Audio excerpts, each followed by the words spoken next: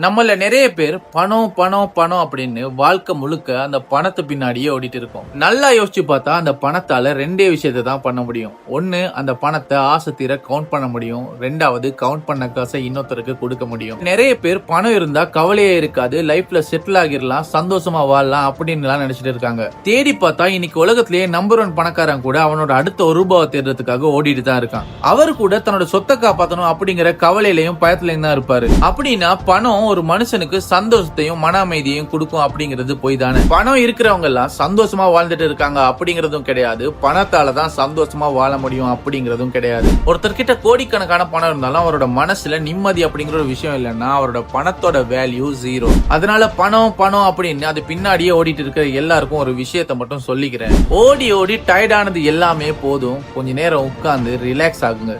2 நிமிஷம் உங்க குழந்தையோட முகத்தை பாருங்க. உங்க அம்மா கூட 2 வார்த்தை நல்லா பேசுங்க. சொந்தக்காரங்க வீட்டுக்கு போங்க. கொஞ்ச நேரம் இயற்கையோட அழக ரசிங்க. இது தாங்க வாழ்க்கை. இப்படி வாழ்றதுக்காக தான் பணம் சம்பாதிக்கணும். பணம் சம்பாதிக்கிறதுக்காகவே வாழக்கூடாது. ஏதோ எனக்கு தோணுன விஷயத்த சொன்னேன். இது பிடிச்சிருந்தா ஒரு லைக்கை தட்டி விட்டு என்னோட சேனலை சப்ஸ்கிரைப் பண்ணிக்கோங்க.